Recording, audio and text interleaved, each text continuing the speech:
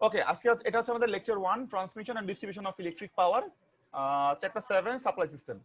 এখন electric supply system জিনিসটা আসলে কি, একটু ছোট করি। সাপ্লাই সিস্টেমটা আসলে কি জিনিস? The conveyance of electric power from a power station to consumer premises is known as electric supply system. তার মানে হচ্ছে পাওয়ার স্টেশন থেকে পাওয়ার নিয়ে কনজিউমারের, মানে কনজিউমার মানে আমরা, কাস্টমারের দোয়ার পর্যন্ত, প্রিমাইসেস মানে হচ্ছে দোয়ার, দোয়ার তো চিনেন, দোয়ার মানে কি, মানে উঠান, দোয়ার পর্যন্ত দিয়ে আসাকেই বলা হয় কি, কনভেয়েন্স মানে হচ্ছে পরিবহন করা, দিয়ে আসাকেই বলা হয় ইলেকট্রিক সাপ্লাই সিস্টেম। বুঝতে পারছি? জি স্যার। আচ্ছা, তাই আপনারা সবসময় রেসপন্ড করবেন। আমি যদি এই যে বুঝাইতে পারছি, বুঝছেন কিনা, বা সবাই ইউ গট ইট, এই ধরনের কোশ্চেন আমি করি, এটা যদি রিপ্লাই না পাই আমি থেমে যাই কিন্তু। Okay sir. Okay, the electric supply system can be broadly classified into DC or AC system, overhead or underground system. তার মানে দুই ভাবে এটাকে ক্লাসিফাই করা যায়, একটা হচ্ছে ডিসি আর একটা হচ্ছে AC system, DC system, AC system, আর একটা হচ্ছে ওভারহেড সিস্টেম, আর একটা হচ্ছে underground system. So nowadays, three-phase, three-wire AC system is universally adopted. তার মানে হচ্ছে ম্যাক্সিমাম জায়গাতেই আমাদের এই three phase three wire AC system use করা হয়। Three phase three wire AC system use করা হয় for transmission, for generation and transmission. মনে রাখবেন, ডিস্ট্রিবিউশন না কিন্তু, শুধুমাত্র জেনারেশন এবং ট্রান্সমিশনের জন্য থ্রি-ফেজ থ্রি-ওয়্যার। আপনারা যখন হচ্ছে ওই যে গ্রামে গঞ্জে দেখবেন বড় বড় টাওয়ার থেকে যখন ওয়্যার গেছে, 3টা করে ওয়্যার যায়, তাই না? চারটা না কিন্তু 3টা করে যাবে, থ্রি-ফেজ থ্রি-ওয়্যার। আর আপনারা দেখবেন আপনাদের গ্রামাঞ্চলে যেটা হচ্ছে যে গলিতে গলিতে গেছে, সেটা হচ্ছে 4 ফেজ, মানে 4 ওয়্যার, 3 ফেজ 4 ওয়্যার। ওটা কি, ওটা 3 ফেজ 4 ওয়্যার। এই এখানে লেখা আছে এখানে। হাউএভার, যদিও distribution of electric power is done by 3 phase 4 wire, মানে ট্রান্সমিশন হবে 3 ফেজ 3 ওয়্যারে আর ডিস্ট্রিবিউশন হবে 3 ফেজ। এটার কারণটা কি স্যার? আচ্ছা, এটা কারণ হচ্ছে যে এই যে একটা এক্সট্রা যে ওয়্যার আছে এখানে, দেখছেন না যে এক্সট্রা ওয়্যার, এই এক্সট্রা ওয়্যারটা হচ্ছে আপনাদের নিউট্রাল, মানে গ্রাউন্ড। আচ্ছা, এখন আপনার ট্রান্সমিশনের জন্য নিউট্রাল দরকার নাই, মানে গ্রাউন্ড দরকার নাই। কেন দরকার নাই? কারণ ও 3 ফেজে 3টা পাওয়ার পাঠাবে, আর আপনার সাবস্টেশনে এসে যে গ্রাউন্ড আছে ওটা অ্যাড হয়ে যাবে আপনার এটার সাথে। জি। ডিস্ট্রিবিউশন এন্ডে এসে যে সাবস্টেশন আছে, সেই সাবস্টেশন কি করবে, আপনাকে একটা অ্যাডিশনাল নিউট্রাল ওয়্যার দিয়ে দিবে। জি। কারণ ট্রান্সমিশনের ক্ষেত্রে সিঙ্গেল ফেজ ট্রান্সমিশন হয় না, ওটা 3 ফেজ ট্রান্সমিশন হয়। আর ডিস্ট্রিবিউশনের ক্ষেত্রে আপনার 3 ফেজও লাগতে পারে, আবার আপনার কি 1 ফেজও লাগতে পারে, তাই না? যখন আপনি 3 ফেজ ইউজ করবেন তখন আপনার নিউট্রালটা দরকার নাই, কিন্তু যখন আপনি 1 ফেজ ইউজ করবেন তার সাথে একটা নিউট্রাল লাগবে। বুঝতে পারছেন? এখন যে 3 ফেজ ইউজ করবে তার কিন্তু নিউট্রাল দরকার নাই, কিন্তু যে 3 ফেজ থেকে একটা মাত্র ফেজ নিবে তার কিন্তু কি লাগবে, নিউট্রাল লাগবে। তার নিউট্রাল লাগবে। এই জন্য তাকে নিউট্রাল সাপোর্ট দেওয়া হয়। একটু ওয়েট করেন।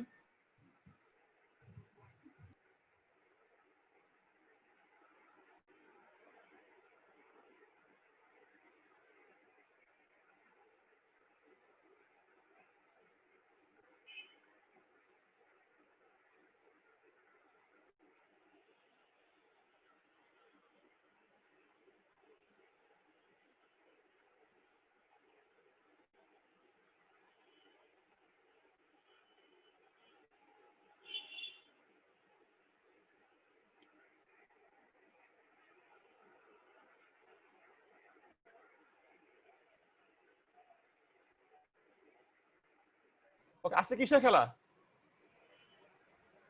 এক স্টুডেন্ট ফোন দিয়ে বলতেছে সবাই খেলা দেখবে ওই সময়। ঠিক আছে, ওকে। দেখেন, সো এই কারণে বুঝতে পারছেন যে কেন একটা অ্যাডিশনাল ওয়্যার দেওয়া হয় তার সাথে। হ্যালো, জি স্যার, বুঝছি। ওকে, আচ্ছা। সো এবার আমরা যাই। The underground system is more expensive than overhead system. মানে ওভারহেড সিস্টেম হচ্ছে অনেক সস্তা, অনেক চিপ, কিন্তু আন্ডারগ্রাউন্ড অনেক এক্সপেন্সিভ। কিন্তু আন্ডারগ্রাউন্ডে একটা সুবিধা আছে, তার দেখা যায় না, ঝামেলা কম হয়। ঝামেলা কম। ঠিক আছে, সো দুইটারই একটা ইয়ে আছে আর কি, মানে হচ্ছে ট্রেড অফ আছে, দুইটারই একটা সুবিধা অসুবিধা আছে। Therefore, in our system, overhead system is mostly adapted for transmission and distribution of electric power. যেহেতু সস্তা, তাই আমাদের দেশে কি করা হয়, ওভারহেড সিস্টেমটা ইউজ করা হয় বেশি। জি স্যার, তবে স্যার সিলেটে দেখলাম মোটামুটি আন্ডারগ্রাউন্ড প্রজেক্টটা শুরু করছে। হ্যাঁ, সিলেটে শুরু হবে। হ্যাঁ, আশা করি এটা শুরু হওয়া উচিত। আমি যদি সরকারে চলে যাই, যদি আমি সরকার হয়ে যাই কখনো, তাহলে আমি সব আন্ডারগ্রাউন্ড করে ফেলবো। ঠিক আছে? জি স্যার। দোয়া রাখি। সবার কাছ থেকে 50% ট্যাক্স নিব, ট্যাক্স নিয়ে সব আন্ডারগ্রাউন্ড করে ফেলবো। আমাদের কাছে তো 10% নাই স্যার। যেটাই হোক, আপনি তো 15% দেন বা 10% দেন, তাই না? জি স্যার। তো আমি আপনার আরো কাছে তখন বাড়াই দেবেন হ্যাঁ 50% নিয়ে নিব, শেষ। একসাথে। আচ্ছা দেখেন এবার, ওটা কি এক মাসে না প্রতি মাসেই? প্রতি মাসেই। কি মাসে? তাহলে তো স্যার সমস্যা। কোনো সমস্যা নাই, শুনেন, আপনার ট্যাক্স যত বাড়বে আপনার ইনকামও তত বাড়বে, টেনশন করেন না। এই ট্যাক্সের জন্য আমরা পিছায়। কানাডা কত উন্নতি করে হ্যাঁ দেখেন, ফেলছে, ঠিক আছে, এই যে বড় বড় ইউরোপের যে কান্ট্রি গুলো, ওগুলো তো সব হচ্ছে 45% 50% ট্যাক্স। আমার ভাই অস্ট্রেলিয়াতে থাকে, তার ট্যাক্স হচ্ছে 50%। সে যা কামাই করে তার অর্ধেক তাকে দিয়ে দিতে হয়। কেন দিয়ে দিতে হয়? তার কারণ হচ্ছে ওই টাকাটা নিয়ে তারা হচ্ছে ডেভেলপড হয় এবং তাদের স্যালারি আরো বাড়ে। জি একটা জিনিস মনে রাখবেন, টাকায় টাকা আনে। কখনো একটা জিনিস সেভ করা মানে হচ্ছে একটা জিনিস বাঁচানো বা খরচ কমানোতে আপনার কখনো টাকা আসবে না। এটা আমি বলি নাই, এটা আমি বলি নাই, এটা হচ্ছে বিশ্বের সবচেয়ে বড় ধনী যিনি আছেন, ওই যে ওয়ারেন বাফেট, উনি বলছেন। ঠিক আছে, ওকে, সমস্যা নেই। আচ্ছা এবার দেখেন, typical AC power supply scheme মানে টিপিক্যালি মানে নরমালি আমাকে এসি পাওয়ারটাকে কিভাবে সাপ্লাই করা হয় একদম শুরু থেকে শেষ মাথা পর্যন্ত, এটা খুব ইম্পর্টেন্ট, সারা জীবন কখনো ভুলবেন না। ঠিক আছে, সেটা দেখেন। ফার্স্টেই আপনার থাকবে একটা জিএস মানে জেনারেটিং স্টেশন। এটা নরমালি 10 কিলো ভোল্ট বা 11 কিলো ভোল্টে কি করে, পাওয়ার জেনারেট করে। খেয়াল করে দেখেন এখানে লেখা বাংলাদেশে কি আছে। 11 আছে স্যার বাংলাদেশে? আহা,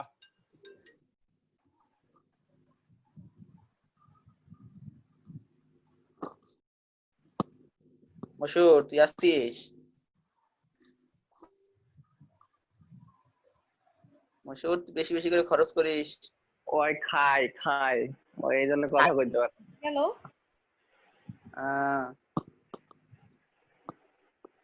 মশুর টাকা পয়সা খাইস একটু, খরচ করিস, নাহলে কোনো টাকা আইব না।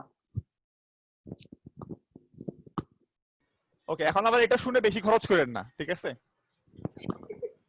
স্যার মশুরকে খরচ করতে স্যার বলেন ঘুরে স্যার। তো একই, যেরকম ইনকাম হবে সেটাই তো বের হয়ে যাবে মানে। হ্যাঁ, তো আপনাকে তো স্টেপ, হ্যাঁ আপনাকে তো আগে স্টেপটা নিতে হবে, তাই না? আপনাকে তো আগে স্টেপ তুলতে হবে। আপনি আগে ওই যে ওইটা করবেন না ওইটা করবেন, আপনাকে তো এটা করতে হবে আগে। তো এটা হচ্ছে সিস্টেম, এটা একবারে করা যাবে না।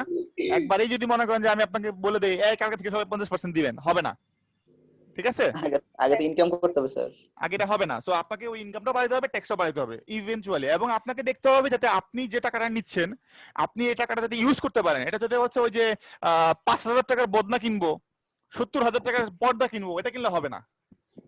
ঠিক আছে, ওটা মনিটর করতে হবে। কোথায় আমার যেটা আয় হবে সেটার উপরেই ভ্যাটটা নির্ধারণ করবে। ঠিক আছে, সো এইটাই আপনাকে আপনাকে জনগণ দিবে না, তাতে কে বলছে দেবে না? দিবে আপনাকে। আপনার এত আরেকটা জিনিস, সেটা হচ্ছে যে আমাদের দেশের সবচেয়ে বড় শক্তি হচ্ছে আমাদের দেশের জনগণ। আমাদের দেশে প্রচুর মানুষ, প্রচুর মানুষ। এই মানুষগুলো থেকে যদি আমরা মানে রিসোর্স নিতে পারি, তো আমরা এই দেশটাকে অনেক উঠে নিতে পারবো। কিন্তু তার জন্য অবশ্যই রাখতে হবে, মনে রাখতে হবে ওই যে দুর্নীতি করা যাবে না। এখন একটা ড্রাইভার যদি 100 কোটি টাকার সম্পদের মালিক হয়, ঠিক আছে, তাহলে তো সমস্যাই। আচ্ছা ঠিক আছে, আমরা এবার আসি। তো জিএস মানে জেনারেটিং স্টেশন, এটা হচ্ছে 11 কিলো ভোল্টে জেনারেট করে, অথবা 11 না হলো 10.5 10.2 10.7 এরকম কিলো ভোল্টে সে জেনারেট করে।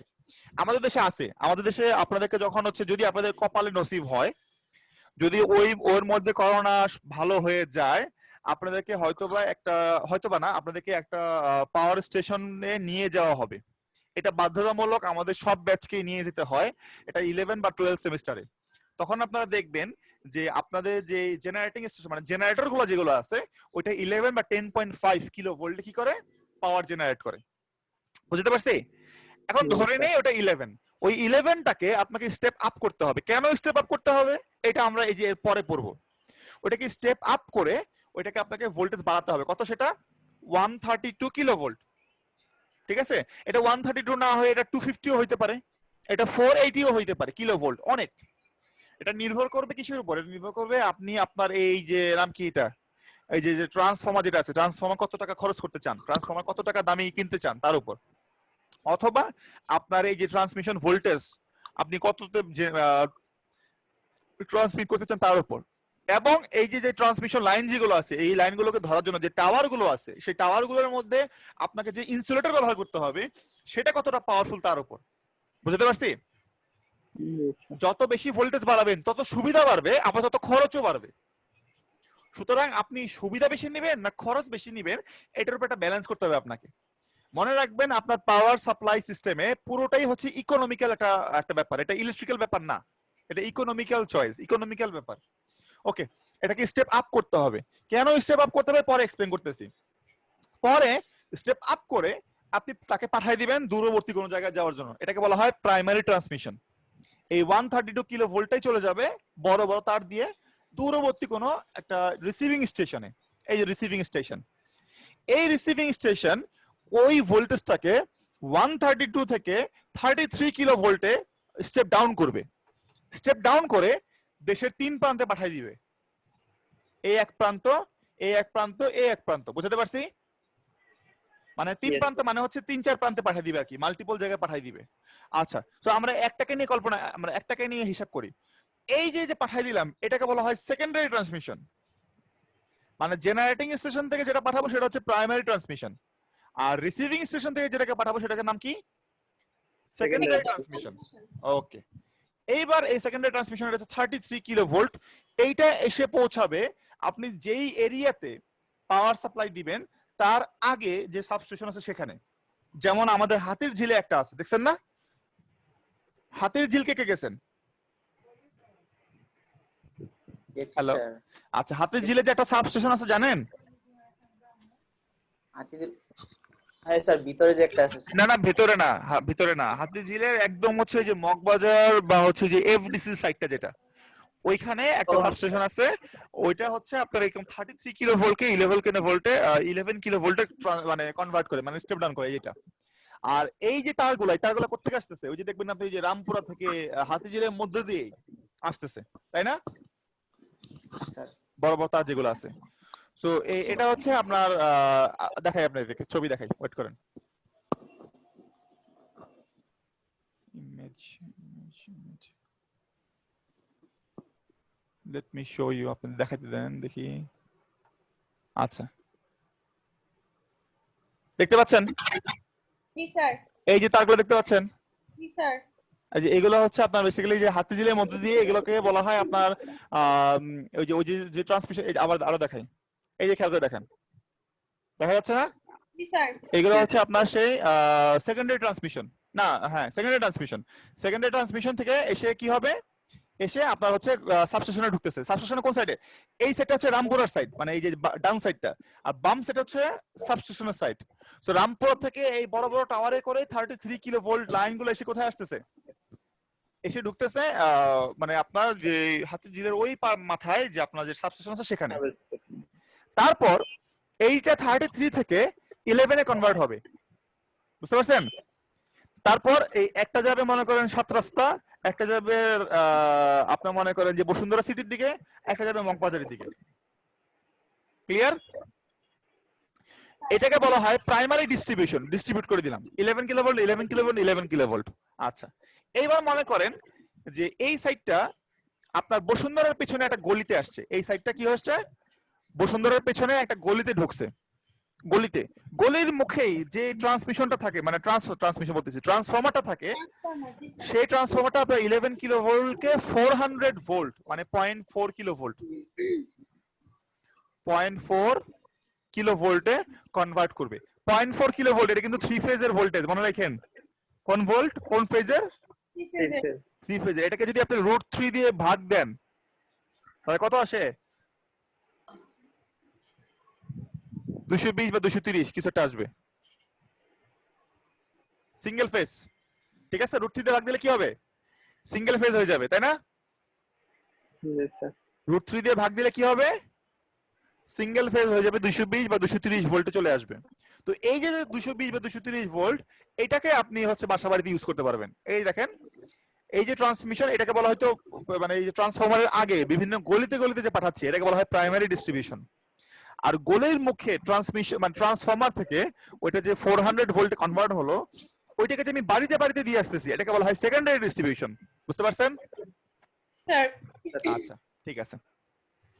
তো এখানে হচ্ছে আপনার যে বিভিন্ন ভোল্টেজের রেটিং গুলো দেওয়া আছে। আমি এটা 66 কিলো ভোল্ট করতে পারি, 132 করতে পারি, 220 করতে পারি, 400 কিলো ভোল্ট করতে পারি। আবার এই যে প্রাইমারি ট্রান্সমিশন কি জিনিস সেটা আপনাদের দেওয়া আছে এখানে, যেখানে যে 3 ফেজ 3 ওয়্যার এটা। আর সেকেন্ডারি ট্রান্সমিশন কি, এটা হচ্ছে বিভিন্ন গলিতে গলিতে যাবে। না সরি, সেকেন্ডারি ট্রান্সমিশন হচ্ছে বিভিন্ন এরিয়া যাবে, বড় বড় এরিয়াতে। 33 কিলো ভোল্ট এটা, 3 ফেজ 3 ওয়্যার এটা। এটা আবারও প্রাইমারি ডিস্ট্রিবিউশন হচ্ছে বিভিন্ন গলিতে গলিতে যাবে, কারণ হচ্ছে ওই 33 কে 11 এ কনভার্ট করবে, তারপর ওটাকে বিভিন্ন এরিয়া পাঠাবে, যেমন হচ্ছে মগবাজারে পাঠাবে, তারপর হচ্ছে বসুন্ধরায় পাঠাবে, তারপর মানে সাত রাস্তায় পাঠাবে। বুঝতে পারছি? জি স্যার। ওকে। স্যার যদি আমরা 440 লাইন নেই তাহলে স্যার 440 মানে 440 একটা লাইন আছে না স্যার, 3 ফেজের 440 একটা লাইন আছে না, 220 আছে একটা, 440 আছে। 440 না, এটা 400। 400 তাহলে কি ওটা দিয়ে ওইটা লাস্টে যে ট্রান্সফরমার দিলাম ওটা দিয়ে কি হবে? দেখেন আপনার এইটা, এই যে আপনি যদি মনে করেন যে একটা সিঙ্গেল ফেজ কানেকশন, আচ্ছা এটা আমরা পরে আসবো। আমি যদি মনে করেন আপনার বাসা বাড়িতে আমি কানেকশন দিব, তার জন্য একটা সিঙ্গেল ফেজ লাইন লাগবে। আপনি একটা ওয়্যার নেবেন লাল, তার সাথে একটা নিউট্রাল, একটা ফেজ, তার সাথে একটা নিউট্রাল, ঠিক আছে? তো এখানে ভোল্টেজটা হবে 220 বা 230। আর যদি মনে করেন যে না আমার এই সিঙ্গেল ফেজে আমার পাওয়ারে কোলাবে না, আমার অনেক বড় লোড, যেমন আপনাদের ইউনিভার্সিটি টোটাল বিল্ডিংটা 3 ফেজ কানেকশন আছে, আমাদের ল্যাব নাম্বার 10 এ আমাদের 3 ফেজ কানেকশন আছে, বুঝতে পারছি? যদি মনে করেন যে ওইটার জন্য লাগবে, তখন কি করবেন, তখন আপনার এই যে নিউট্রাল আর কাজ হবে না, তখন আপনার যেটা করতে হবে, তখন আপনাকে কি এই যে 3 ফেজ লাইন নিতে হবে 1 2 3। আর আপনি যদি মনে করেন যে না আমি একটা নিউট্রাল নিতে পারেন, তখন এখানে ভোল্টেজটা হবে কত? 400 ভোল্ট। এই ভোল্টেজটা কার? এই ভোল্টেজটা হচ্ছে দুটো লাইনের মাঝখানে, লাইন টু লাইন ভোল্টেজ হচ্ছে 400। 40টা কোন সময় হয় স্যার? আর 440টা তাহলে 440 না, ওটা 440 কেন বলবে আপনাকে? 440 ওটা হয়তো বা ভোল্টেজ, দেখেন 220 আমি বলতেছি, বাট আসলে 220 না, এটা অনেক সময় 230 ও হতে পারে। জি স্যার। আবার 400 ভোল্ট যেটা, এটা অনেক সময় অনেক ইন্ডাস্ট্রি বা অনেক জায়গাতে দেখায় যে 440 ইউজ করছে বা হচ্ছে যে কনভার্ট করে নিচ্ছে 220 থেকে 440 তে, এরকমও তো স্যার অনেক ক্ষেত্রে আচ্ছা হয়। হ্যাঁ এটা হতে পারে। আমার যদি একটা মেশিন লাগে যেটা 440 ভোল্ট লাগবে, সেখানে আমি কনভার্ট করে নিব, স্টেপ আপ করে নিব, সেটাও হতে পারে। বাট জেনারেলি আপনার ভোল্টেজটা দিবে হচ্ছে 400 এ। আচ্ছা মানে 440 বলে তাহলে কোনো কিছু নাই, এটাকে আমরা স্টেপ আপ করে তৈরি আমি ফার্স্ট আপনাদের কাছে শুনলাম যে 440 এটা কেন হতে পারে? আমার একটা মেশিন আছে সেখানে অনেক 400। জায়গায় লেখা থাকে তো স্যার 440। আচ্ছা ঠিক আছে, সমস্যা নাই, আমি দেখি নাই, আপনি দেখছেন, ঠিক আছে? দেখেন এখন এখানে আমি এখানে 400 ভোল্ট বলতে কি বোঝাচ্ছি? 400 ভোল্ট বলতে বোঝাচ্ছি দুইটা লাইনের মাঝখানে যদি আমি ভোল্টেজ মাপি, লাইন টু লাইন ভোল্টেজ, সেটা হচ্ছে 400 ভোল্ট। এটা এই দুই লাইনের মাঝখানে হতে পারে, এই দুই লাইনের মাঝখানে হতে পারে, আবার এই দুই লাইনের মাঝখানে হতে পারে। এটাকে বলা হয় লাইন ভোল্টেজ, বুঝতে পারছি? 400 ভোল্ট। আর যদি মনে করেন যে না আমি কি করব, আমি হচ্ছে লাইন টু নিউট্রাল মাপবো, মানে সিঙ্গেল ফেজ এই লাইনটা আর এই নিউট্রালের মধ্যে, তাহলে হচ্ছে 220। অথবা এই লাইনটা আর এই নিউট্রাল, তাহলে হচ্ছে 220।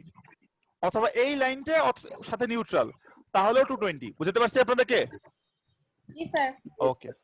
যে কোনো একটা লাইন বা সিঙ্গেল লাইন নিলেই সেটার সাথে একটা নিউট্রাল লাগবে, আর সেটা 220। হ্যাঁ সেটা 220 হবে। আর যদি আপনি 3 ফেজ লাইন নেন তাহলে হচ্ছে 40 400। 400। ওকে। এবার আসেন সেকেন্ড, এগুলো আপনারা পড়লেই বুঝতে পারবেন, এটা পড়তে থাকেন পড়লেই বুঝতে পারবেন, আমি যা বলছি এখানে লেখা আছে। এবার আসি আমরা কম্পারিজনে। এসি ভালো না ডিসি ভালো, কোনটা ভালো বলেন তো? স্যার ডিসি ভালো। হ্যাঁ এসি ভালো স্যার, এসি ভালো। এসি আপনার ভোল্টেজটা আপ ডাউন করে। এখন এখন আপনাদের এক কাজ করি, দুই পক্ষের মধ্যে মারামারি লাগাই দেই, ঠিক আছে? আর ডিসিতে কম ভোল্টেজের সমস্যা নাই, বাট বেশি ভোল্টেজ হলে নিশ্চিত একটু। আসেন দেখেন দেখেন কোনটা ভালো কোনটা খারাপ দেখি। The electric power can be transmitted by means of DC or AC, মানে ডিসিও হইতে পারে এসিও হইতে পারে, but each system has its own merits and demerits, মানে দুই সিস্টেমেরই আমার কিছু মেরিট এবং ডিমেরিট আছে, মানে কিছু সুবিধা অসুবিধা আছে। Therefore it is described to discuss the technical advantages and disadvantages of two. Okay, আমরা তাহলে ডিসকাস করি যে কোনটা অ্যাডভান্টেজ বেশি কোনটা ডিসঅ্যাডভান্টেজ বেশি। জি sir. Okay, for some years past the transmission of power by DC has been receiving active consideration and engineers due to the numerous advantage, মানে কিছু বছর আগ পর্যন্ত, মানে কিছু বছর মানে এই 2-3 বছর না, কিন্তু এটা হয়তো বা 30-40 বছর বা 50 বছর। কিছু বছর আগেও এই ডিসি পাওয়ারটাকে আমরা ট্রান্সমিট করতাম ডিসির মাধ্যমে, কারণ এর কিছু অ্যাডভান্টেজ ছিল। কি কি অ্যাডভান্টেজ আছে? নাম্বার 1, অনেকগুলো অ্যাডভান্টেজ দেখেন।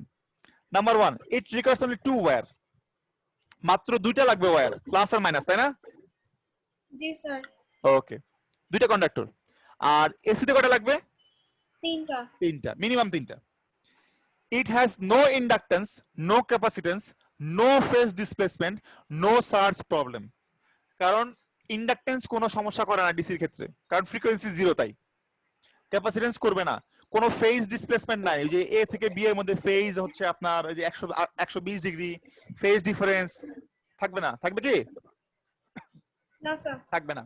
কোনো সার্জ প্রবলেম নাই। এই কারণে আমার ডিসিটা অনেক বেশি সুবিধাজনক। Due to the absence of inductance, the voltage drop in DC transmission line is less than AC. তার মানে ডিসি ক্ষেত্রে ভোল্টেজ ড্রপটা অনেক কম এসির তুলনায়, ঠিক আছে?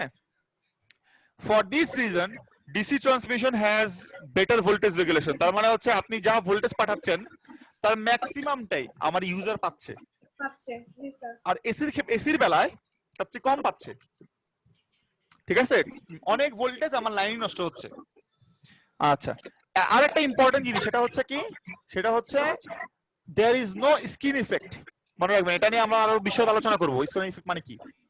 There is no skin effect in DC system, therefore the entire cross section of the line conductor is utilized। এটা মানে হচ্ছে কোনো স্কিন ইফেক্ট আমাদের ডিসি সিস্টেমে নাই, তার মানে আমরা পুরো ক্রস সেকশনটাই কি করতে পারি? ব্যবহার করতে পারি। ওকে? Yes, sir. Okay. For the same working voltage, the potential stress of the insulation is less in case of DC system than that of AC system. তার মানে হচ্ছে একই ভোল্টেজের জন্য আমাদের ইনসুলেশন চিকন হলেও সমস্যা নাই ডিসির বেলায়। এসির বেলায় এটা অনেক মোটা হইতে হবে, তার মানে আমাদের এখানে খরচ বাঁচবে। A DC line has less corona effect. কি ইফেক্ট? Corona effect. কালকে বলছিলাম একটুখানি, তাই না? জি sir. Less corona loss and reduce interference with communication circuit। ঠিক আছে? তার কারণ হচ্ছে আমাদের ডিসি কোনো ফ্রিকোয়েন্সি নাই, এই কারণে আমাদের ইন্টারফিয়ারেন্স উইথ কমিউনিকেশন লাইন একটু কম। আমি এটা একটা ইয়ে দিই, একটা হচ্ছে কি বলবো, একটা উদাহরণ দিই। উদাহরণটা হচ্ছে কয়দিন আগে আমি আফতাবনগর গেছিলাম। আফতাবনগর হচ্ছে এই যে রামপুরার পাশে, ওই যেখানে কাশফুল আছে অনেক, বুঝতে পারছেন? জি স্যার। ওখানে আমার একটা বন্ধু, সে হচ্ছে ড্রোন উড়াতে চাইছিল, ড্রোন। এখন ড্রোনটা ওড়ানোর পরে যে সমস্যাটা হয়েছে সেটা হচ্ছে যে ড্রোন ঠিক মতো কথা শুনতেছে না। তার মানে আমি ডানে বললাম সে বামে যাচ্ছে, বামে বললাম সে ডানে যাচ্ছে, এরকম করতেছে। কেন হয়েছে এই প্রবলেম জানেন? কেন স্যার? কারণ হচ্ছে ওইখানে অনেক বড় বড় ইলেকট্রিক ওয়্যার আছে, মানে হচ্ছে অনেক ইলেকট্রিক ওয়্যার। আকর্ষণ করছিল।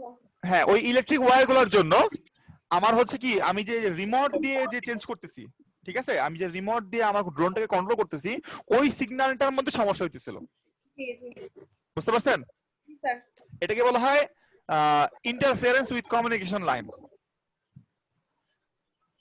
ওকে? এই সমস্যাগুলো হয় আমরা যদি হচ্ছে এই যে ডিসি লাইন ব্যবহার করি, তাহলে এসি লাইন ব্যবহার করি তাহলে, আর ডিসি বেলা এটা কম হয়।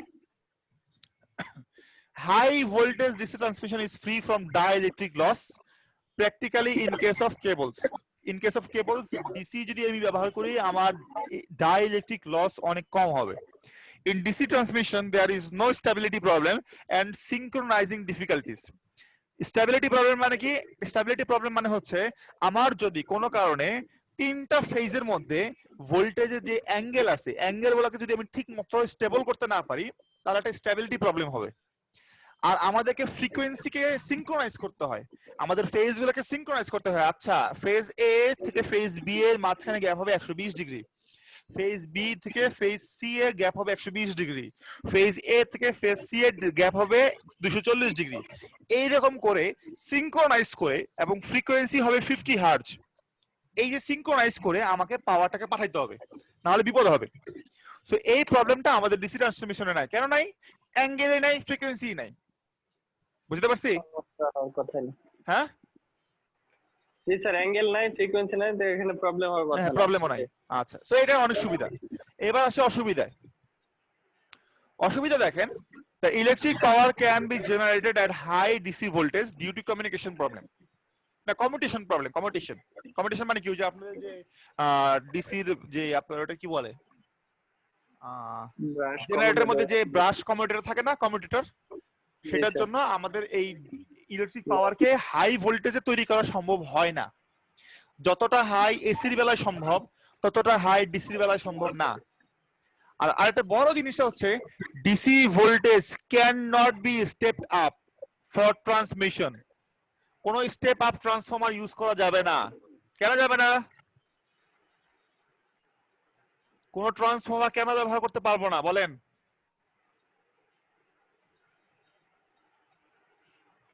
আমি স্টেপ আপ করতে পারবো না, কেন পারবো না? তো ডিসি স্যার, হ্যাঁ, ডিসিতে কি হয়? ডিসিতে এখানে তো ডিসি স্যার ট্রান্সফরমার কাজ করে না। ট্রান্সফর্ম করে স্যার, কিন্তু আপনার মেন তো হচ্ছে আর ওটা তো আবার না না না রেকটিফাই কি করে আপনার। না কি বললেন? ডিসি ট্রান্সফরমার কাজ করে না ডিসিতে? স্যার স্যার ট্রান্সফরমার তো আপনার মেন আছে এসিতে ব্যবহার করা হয়। ডিসিতে ব্যবহার করে না ট্রান্সফরমার? করা হয় স্যার, করা করা হয়। হয়? ডিসি ভোল্টেজ এসি কে ডিসি করে না স্যার? না, ট্রান্সফরমার কি এসে ডিসি করে নাকি? রেকটিফায়ার করে এটা। রেকটিফাই, হ্যাঁ স্যার, কিন্তু ডিসি তো করে স্যার।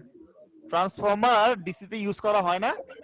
স্যার হয় স্যার। ট্রান্সফরমার যদি ডিসিতে ইউজ করা হতো তাহলে তো হয়তো স্যার, স্যার DC করা যাইতো। ট্রান্সফরমার তো স্টেপ আপ করে, আবার অনেক ক্ষেত্রে কমায়ও। এই যে চালাক পাবলিক পাওয়া গেছে। না স্যার, চালাক পাবলিক কই স্যার? ওই যে ওখানে দেখছেন যে এটা can not be step up, তাই ট্রান্সফরমার কাজ করে না। কি স্যার, লজিক্যালি তো ব্যাপারটা তাই দাঁড়াচ্ছে। হ্যাঁ শুনেন, যেটা হচ্ছে ডিসিতে ট্রান্সফরমার ইউজ করা যায় না, ঠিক আছে? জি স্যার, কারণ ট্রান্সফরমার স্টেপ আপ করে। স্টেপ আপের জন্য না, ডিসিতে ট্রান্সফরমার ব্যবহার করা যায় না, কারণ ট্রান্সফরমার একটা ম্যাগনেটিক সার্কিট ম্যাগনেটিক্যালি কাজ করে সে, ঠিক আছে? এখন ম্যাগনেটিক সার্কিটের বেলায় আপনার শুধুমাত্র এসি ভোল্টেজ কাজ করবে। এসি যেটা কনস্ট্যান্টলি চেঞ্জিং, অল্টারনেটিং। জি স্যার। ডিরেক্ট কারেন্ট ট্রান্সফরমারে কাজ করবে না। কেন করবে না? দেখেন, একটা ট্রান্সফরমার কিন্তু একটা কয়েল না, একটা না দুইটা কয়েল। জি স্যার।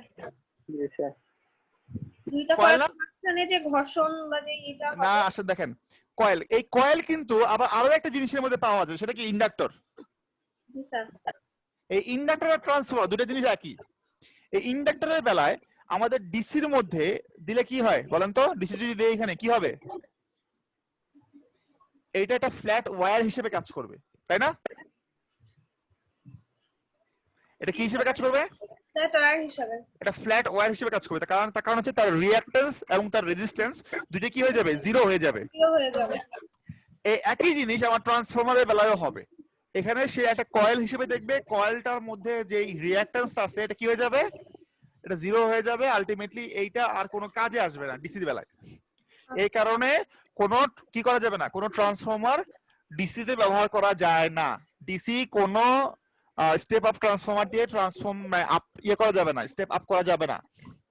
বুঝতে পারছি? জি স্যার। ওকে, তো শুধুমাত্র এসিতেই ট্রান্সফরমার ব্যবহার করা হয়, ডিসিতে না। দেখেন এবার, DC switches and circuit breaker have their own limitation. এটার মানে হচ্ছে আমি যে সার্কিট ব্রেকার ইউজ করব, সুইচ ব্যবহার করব, রিলে ব্যবহার করব, সার্কিট ব্রেকার ব্যবহার করব, ওইগুলোও তো প্রবলেম থাকবে নিজস্ব, তাই না?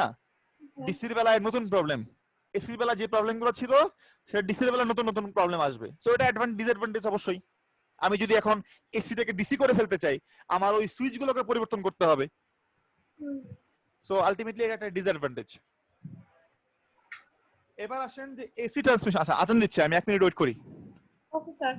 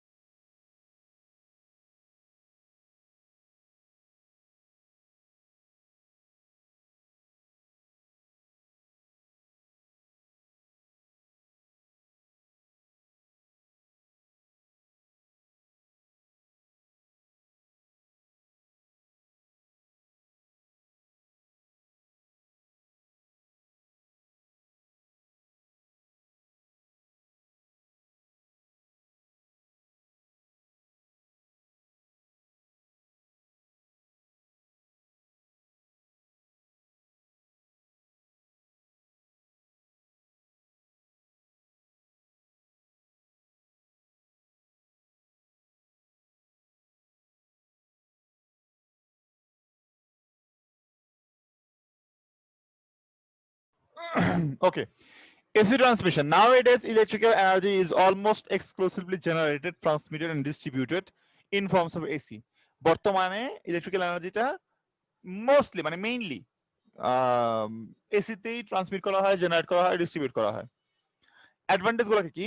The power can be generated at high voltage, অবশ্যই। The maintenance of AC substation is easy and cheaper. The voltage can be stepped up or step down by transformer with ease and efficiency. মানে আমি খুব easily তাকে step up করতে পারবো, step down করতে পারবো transformer দিয়ে। This permits to transmit the power at high voltage and distribute it at safe potential. তার মানে হচ্ছে আমি চাইলে ভোল্টেজকে অনেক বেশি বৃদ্ধি করে তাকে ট্রান্সমিট করতে পারবো, আবার তাকে অনেক বেশি স্টেপ ডাউন করে তাকে আমি খুব ইজিলি তাকে হচ্ছে বিভিন্ন জায়গায় কি করতে পারবো, মানে ডিস্ট্রিবিউট করতে পারবো। জি স্যার। ঠিক আছে, এখন হচ্ছে যে এই যে হাই ভোল্টেজে তাকে হচ্ছে ট্রান্সমিট করা, এইটার কি সুবিধা আমরা এরপরই দেখবো, যেখানে লেখা আছে যে advantage of high transmission voltage. ঠিক আছে, ওকে। ডিসঅ্যাডভান্টেজ দেখি। ডিসঅ্যাডভান্টেজ হচ্ছে AC line requires more copper than a DC line, obviously, কারণ হচ্ছে এটা তিনটা ওয়্যার আর ডিসি বেলা দুইটা ওয়্যার, তাই। The construction of AC transmission line is more complicated than DC, অবশ্যই, কারণ তিনটা ওয়্যার আছে এটাতে। আর এটাতে হচ্ছে আমাদের ইউজ করতে হয় অনেক, ওই যে সার্চ প্রোটেক্টর, তারপরে হচ্ছে ইনসুলেশন, আর হাবিজাবি অনেক কিছু আছে ইউজ করতে হয়, যেটা আমাদের ডিসির বেলা কম লাগে। ডিউ টু স্ক্রিন ইফেক্ট, খুবই ইম্পর্টেন্ট স্ক্রিন ইফেক্ট।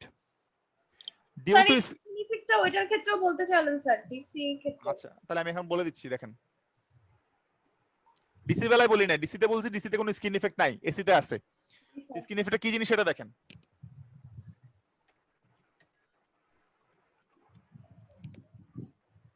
এই যে স্ক্রিন ইফেক্ট, স্ক্রিন ইফেক্ট হচ্ছে এইটা। এই যে এটার মানে কি? এটার মানে হচ্ছে, খেয়াল করে দেখেন সবাই, আমার এটা পুরোটা হচ্ছে আমার সরি, এটা ডিফারেন্ট কালার দেই। এটার পুরোটা হচ্ছে আমার ওয়্যার, পুরোটা, বুঝতে পারছি? মানে কেবলের ভেতরের হ্যাঁ, কেবলের ভিতরের অংশ, হ্যাঁ, কেবলের ভিতরের অংশ পুরোটা ওয়্যার। আমি অবশ্যই চাইবো আমার পুরো কারেন্টটা এই পুরো অংশ জুড়ে যাক, তাই না? জি স্যার। আচ্ছা, কিন্তু যেটা হয় এসির বেলায় কারেন্ট গুলো এই দিকে জমা হয় বেশি, মানে এদিক দিয়ে ফ্লো করে বেশি, আচ্ছা। কিন্তু এই মাঝখানে ফ্লো করে না। তো অসুবিধাটা কি খেয়াল করে দেখেন, আপনি তো অবশ্যই কোকাকোলা অথবা স্প্রাইট খাইছেন, তাই না? যে স্ট্র দিয়ে, আপনি অবশ্যই চাইবেন পুরো স্ট্র জুড়ে আমার হচ্ছে কি আসে, কোকাকোলা আসে। যদি খেয়াল করে দেখেন, আপনি পুরো একটা স্ট্র নিছেন, স্ট্রটা শুধুমাত্র কোণা দিয়ে মানে সাইড দিয়ে আপনার কোকাকোলা আসতেছে, তাই না? মাঝখানে কিছু আসতেছে না, তখন কি হবে? তখন যেটা হবে ওটা চেপে যাবে, ওই যে স্ট্র অনেক সময় চেপে যায় না, দেখছেন খেয়াল করে? স্ট্র কিন্তু অনেক সময় ফ্ল্যাট হয়ে যায়। কেন হয়ে যায় ফ্ল্যাট? কারণ হচ্ছে এইদিকে চেপে গেছে, সেইদিকে কোনো কোকাকোলা নাই, এদিকে একটা খালি হয়ে গেছে। স্যার শেষের দিকটা তো তাহলে এরকমটা হয়। ঠিক আছে, সো এই জিনিসটা কেন হবে? এই জিনিসের জন্য অসুবিধা যেটা হবে সেটা দেখেন, আমাদের হয়তো বা স্ট্রর বেলায় মানে আমরা যখন কোকাকোলা খাই এত সমস্যা হয় না, বাট এটা এসির বেলায় সমস্যা হবে। তার কারণ কি? কারণ আমি এইটাকে এত মোটা করেছি, দেখেন এটাকে আমি এত মোটা করেছি শুধুমাত্র একটা জিনিসের হিসাবে, সেটা হচ্ছে কতটুকু কারেন্ট ফ্লো করবে, আমি ওই অনুযায়ী এটাকে মোটা করেছি। এখন যদি পুরোটা ইউজ না হয়, এতখানি জায়গা যদি আনইউজড হয়, তাহলে আমার ক্যালকুলেশনে ভুল হয়েছে না? আমাকে আর একটু মোটা ওয়্যার ইউজ করা দরকার ছিল। জি স্যার। কারণ তো সে তো পুরোটা ইউজ করতেছে না, সে শুধুমাত্র দুই সাইড দিয়ে ইউজ করতেছে, মানে চার সাইডে। তাহলে আমি যেই ক্যালকুলেশন করে এই পুরোটাকে আমি ওয়্যার হিসেবে বসাইছিলাম, সেই ক্যালকুলেশনটা আমার ভুল হয়ে গেল। এখন এটাকে আমাকে আর একটু মোটা করতে হবে, তাই না? আচ্ছা, আমি আর একটা এক্সপ্লেনেশন দিই। এক্সপ্লেনেশন হচ্ছে, আমি ধরে রাখছিলাম যে আচ্ছা ঠিক আছে, এটা পুরোটা, আচ্ছা আমি এখানে একটা হোয়াইট বোর্ড আনি।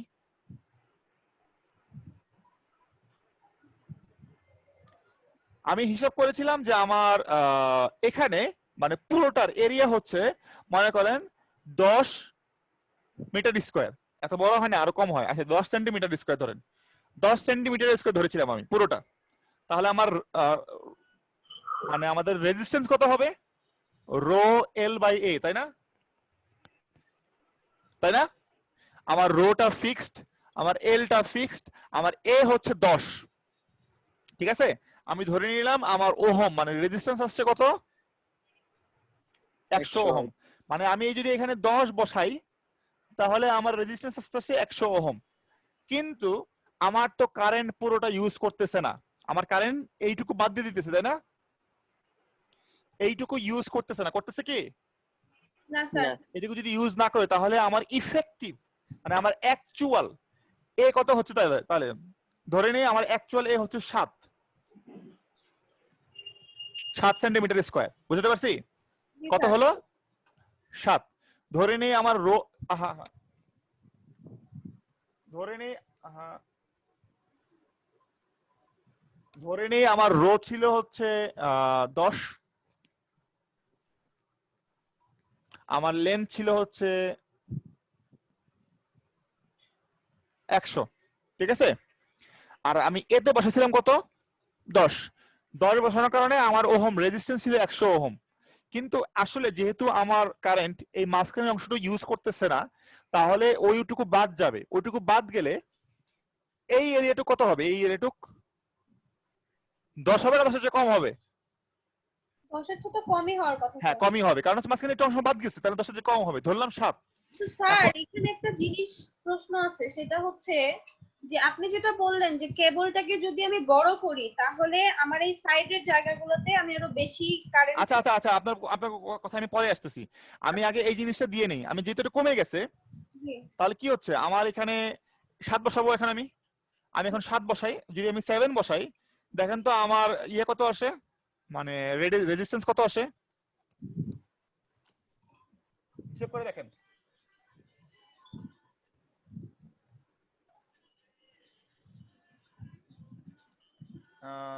আমি হিসাব করি 10 into 100 divided by 7, 142। 142 point something. Okay, 142 ধরি, সমস্যা নাই। তো আমি হিসাব করেছিলাম যে আমার রেজিস্ট্যান্স হবে 100 ওহম, কিন্তু আসলে এই এসি কারেন্টের জন্য আমার রেজিস্ট্যান্স কি হয়ে গেল? হয়ে গেল 142। তাহলে আমার ভোল্টেজ ড্রপটা বেশি হবে না? জি স্যার। কারণ আমার ভোল্টেজ ড্রপের ফর্মুলা হচ্ছে I ইনটু R, তাই না? তাহলে আমার ভোল্টেজ ড্রপটা বেশি হয়ে যাবে না? আমি যতটুকু হিসাব করছিলাম তার থেকে বেশি হয়ে যাবে না? তাহলে উপায় কি? তাহলে উপায় হচ্ছে আমাকে এই রেজিস্ট্যান্সটা কমাতে হবে। এই রেজিস্ট্যান্সটা কমাতে হলে আমার এই 7 কে ফোর্সফুলি বাড়িয়ে 10 করতে হবে, তাই না? যদি আমি একে 10 করতে চাই, আমাকে কি করতে হবে জানেন? কি করতাম স্যার?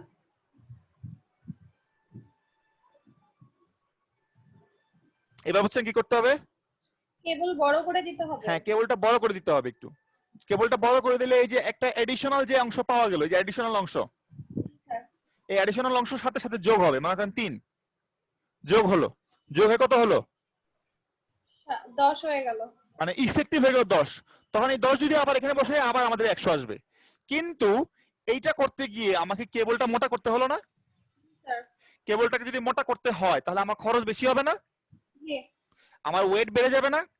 হ্যাঁ। তো এটাকেই বলা হয় স্কিন ইফেক্ট। এই সমস্যাটা আমাদের ডিসির বেলায় হয় না।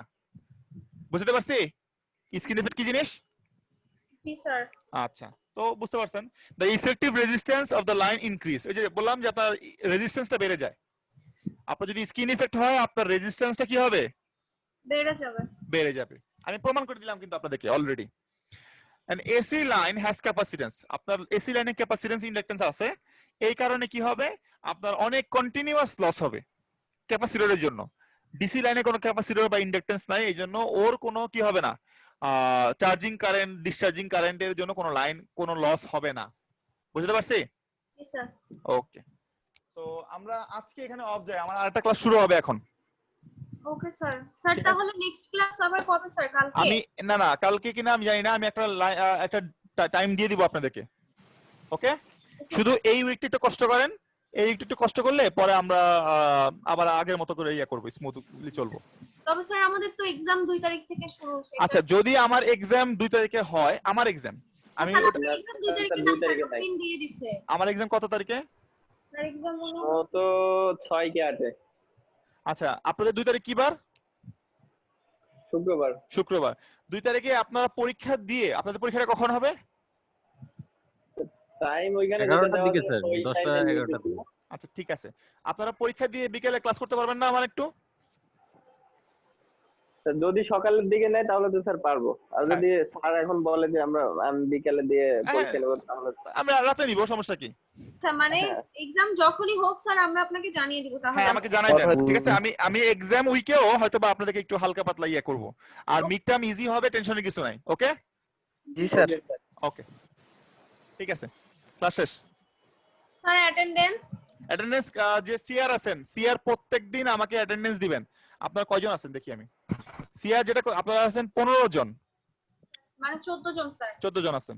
তো আপনারা যেটা করবেন সেটা হচ্ছে যে প্রতিদিন আমাকে হচ্ছে অ্যাটেন্ডেন্স দিবেন ওই যে ইসে গ্রুপে। ওকে জি স্যার। স্যার সেই দিনের অ্যাটেন্ডেন্সটা গ্রুপে স্ক্রিনশট দিয়েছিলাম, আর হ্যাঁ। জন্য কি বাদ করেছিল 12 রোল, আর আরেকটা যেন কত রোল 30 না 30 না, তারা স্ক্রিনশট নেওয়ার আগে চলে গেছিল তো স্যার এই জন্য মানে ওটা পরে পরে ইনক্লুড করে দিবেন, যারা চলে যাবে তাদেরটা পরে ইনক্লুড করে দিবেন আমাকে, কোনো সমস্যা নাই। আমি ওটা হচ্ছে যে যখন আমার অ্যাটেন্ডেন্স দেওয়া লাগবে, যখন আমি অ্যাটেন্ডেন্স কাউন্ট করব, তখন হচ্ছে আমি এই যে এই ফাইলগুলো আবার দেখবো, বসে বসে দেখে দেখে দেখে দেখে লিখবো। ওকে আচ্ছা, ক্লাস শেষ। ওয়ালাইকুম আসসালাম।